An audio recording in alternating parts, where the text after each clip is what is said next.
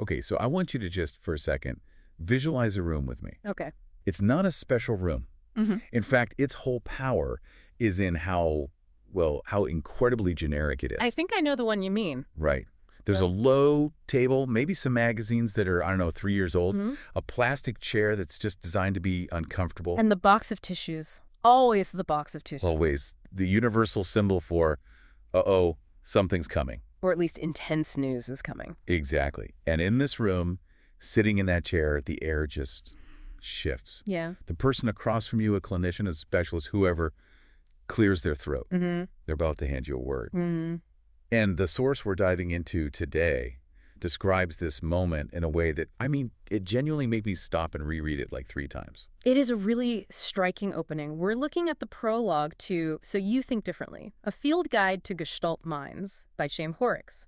And you're right, the author doesn't start with, brain scans or statistics. They start with the feel of that room. They describe the clinician delivering the term Gestalt processor so carefully. The quote is, as if handing over a fragile object. And that just stopped me. Why that word fragile? Because usually we think of a diagnosis or a label as a brick. It's heavy, it's solid, it's this undeniable fact.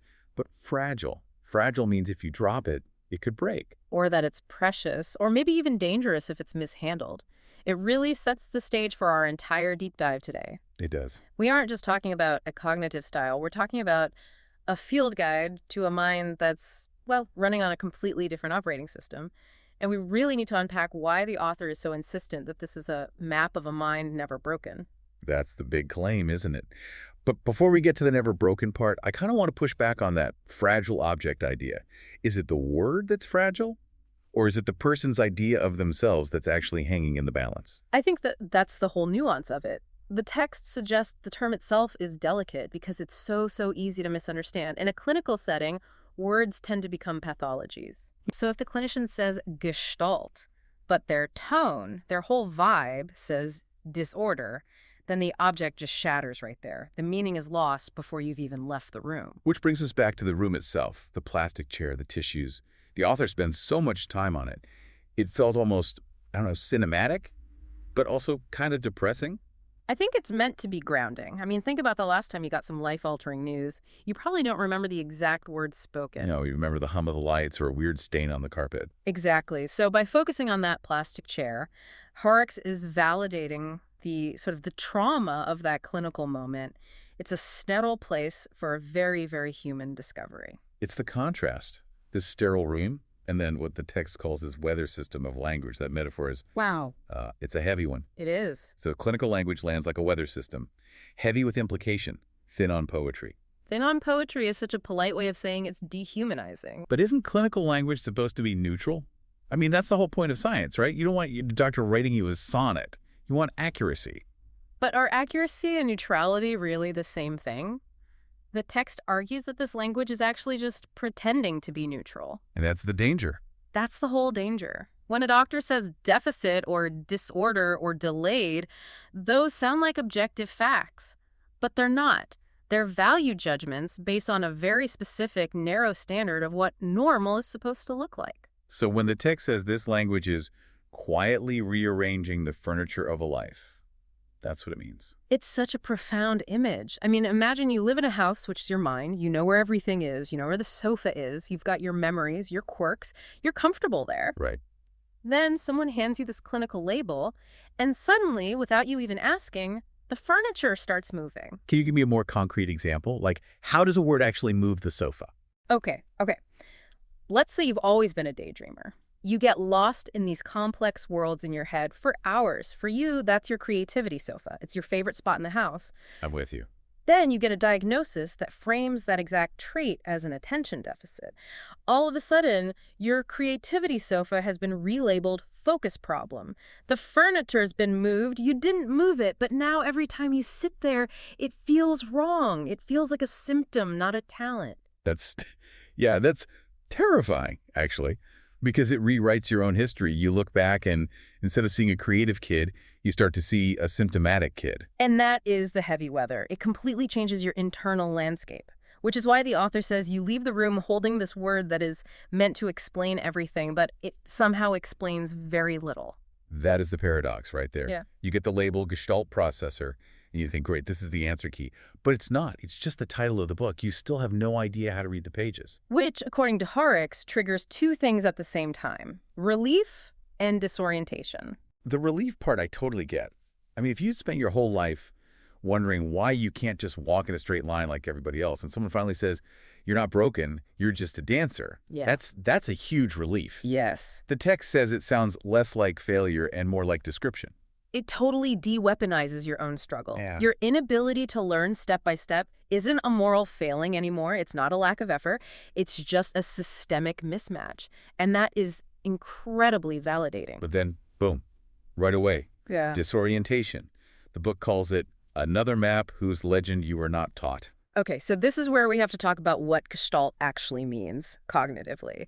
Because if we don't, that whole map analogy doesn't really land. Bet for it. Most of the world, our schools, our jobs, instruction manuals, it's all built on linear processing, bottom-up thinking. Step 1, step 2, step 3. You learn the letters, then the sounds, then the words, then sentences. Correct. That's the legend we're all taught. A linear processor builds a house, one brick at a time. They understand the wall because they placed every single brick. A Gestalt processor, they don't see the bricks, they see the house.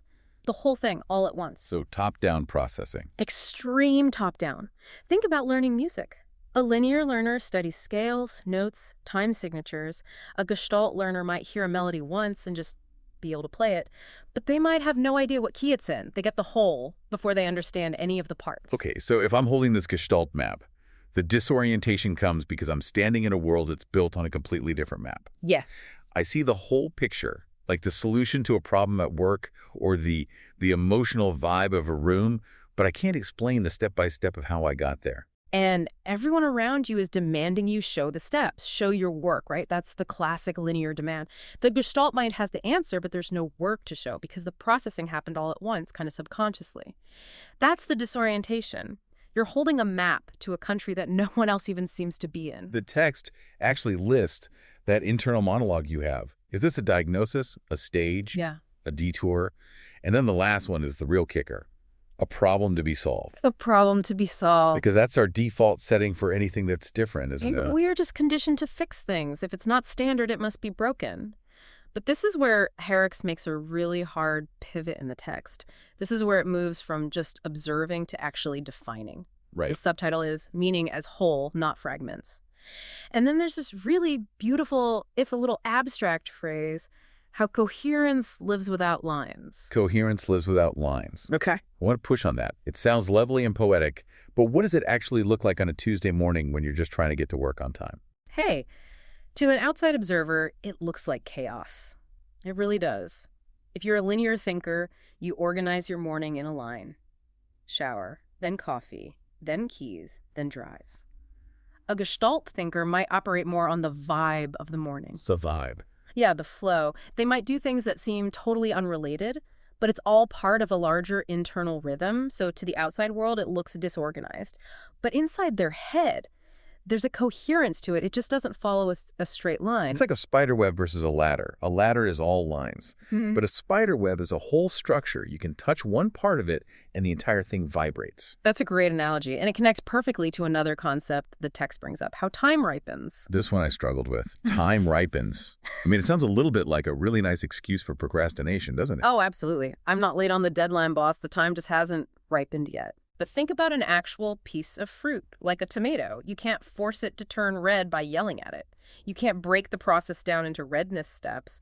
It just sits there, green, green, green, and then suddenly it's red. So you're saying Gestalt processing can be kind of binary. It's like 0% done, 0%, 0%, and then 100%. A lot of the time, yes. It's what we'd call an incubation period. A Gestalt mind is taking in huge amounts of data, the whole picture, and processing it all in the background. So on the surface, nothing seems to be happening.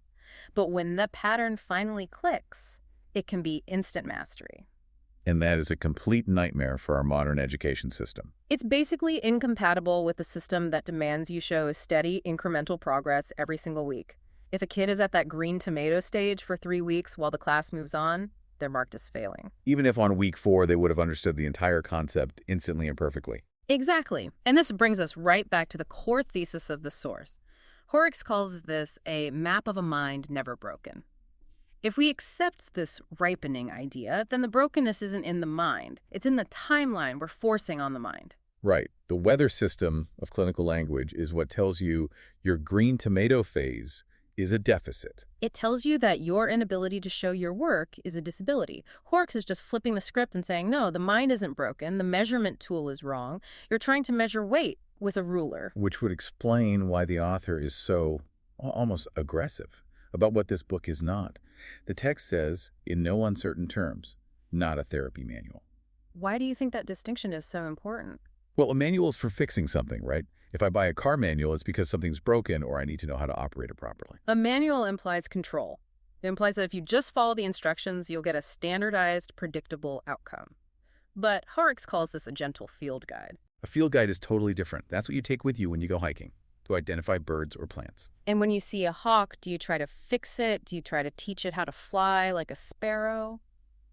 No, of course not. You just observe it. You say, oh, that's a hawk. It hunts this way. It lives in this kind of tree. You just appreciate it for what it is. That is the entire shift. A field guide is about observation and respect and navigation. It's about understanding the organism in its natural context. By calling it a field guide, Hoerricks is saying, stop trying to therapy this mind into acting like a linear one. Stop trying to treat the hawk until it becomes a sparrow. Exactly. Just learn how the hawk lives. That's a huge, huge shift for parents, especially. If your kid is the hawk and the entire school system is basically a sparrow training camp, your first instinct is to hire tutors to force your kid to peck at seeds like a sparrow. Because you're scared. You're sitting in that plastic chair, and the clinical language is telling you your hawk is defective because it won't eat from the ground. The field guide perspective says, no, this bird hunts from the sky. It's not broken. It's just in the wrong habitat. And I feel like I have to play devil's advocate here for a second. Mm-hmm. We do live in a linear world. The tax code is linear. Traffic laws are linear. Corporate ladders are very linear. Is a field guide actually enough? Don't we need a manual to help Gestalt minds survive in a world that wasn't built for them? That is the core tension. And Hoerricks does acknowledges this. It's called an invitation to grow this into a book. It's just a starting point. Okay. You can't navigate the linear world if you don't first understand your own internal equipment. If you spend your whole life thinking you're just a broken sparrow, you'll never even realize you have the ability to fly at 10,000 feet. You have to recognize that Gestalt nature first. Then you can start building the bridges. So the field guide is step one. It's self-recognition. It's about reclaiming your own furniture. Yes, putting the sofa back where you want it, recognizing that your procrastination might actually be ripening, realizing your scattered thoughts are actually you web building. It changes the entire narrative from I am failing at standard life to I am succeeding at a different kind of life. And that's what reduces the disorientation we talked about earlier. Once you actually have the legend for your own map, the terrain stops being so scary.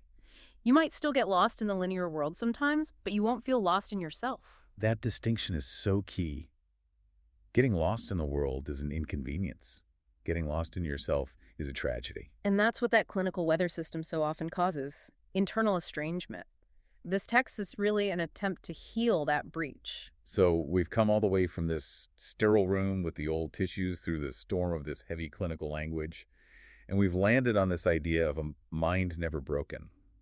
It's a really hopeful place to end up, but it feels like it requires a lot of work from you, from the listener. It does. You have to constantly fight against all this neutral language that's telling you otherwise. It requires an active resistance to the standard narrative. It means you have to look at that fragile object, that label, and say, okay, I'm not going to let this shatter me. I'm going to put it on a shelf, look at it, and decide for myself what it means. I want to circle back to something we touched on, this idea of pretending to be neutral, because we accept so many words in our lives as just facts when they're really judgments in disguise. We do. We absolutely do. We let them define our reality without even thinking about it. So here's my question for you and for everyone listening. We talked about how disorder or deficit are these heavy words disguised as neutral ones. But what about the other neutral words we use every single day? Like what, for example? Like professional, or productive, or mature, logical. Yeah. We use these words as if they're objective measurements of a good person. Oh, he's not very professional. She needs to be more productive. Aren't these just weather systems too? They absolutely are. Productive almost always just means produces a high volume at a steady linear pace. Mature often just means quiet and compliant. So if you're a Gestalt mind, or really any mind that doesn't quite fit that mold, these supposedly neutral words are constantly rearranging your furniture. They're telling you that your way of being in the world is wrong, without ever having to actually shout it. That's a very powerful takeaway. We all probably need to audit our own vocabulary. We need to look at the words we use to describe ourselves and other people and really ask, is this a description? Or is this just a heavy weather system I've gotten so used to standing in that I don't even feel the rain anymore? And if it is a weather system, maybe it's time to buy an umbrella. Or just step inside your own house and lock the door for a bit. Or write your own field guide. Exactly. Start mapping your own terrain. That plastic chair in the waiting room might be inevitable, but the story you tell yourself when you walk out of that room, that part is entirely up to you. It's the only part we can really control. Thanks for helping us unpack this, guys. It's given me a lot to think about. It's always a pleasure to explore the map with you. And for everyone listening, maybe take a look at the furniture in your own mind today. And just make sure you're the one who put it there. We'll see you on the next deep dive.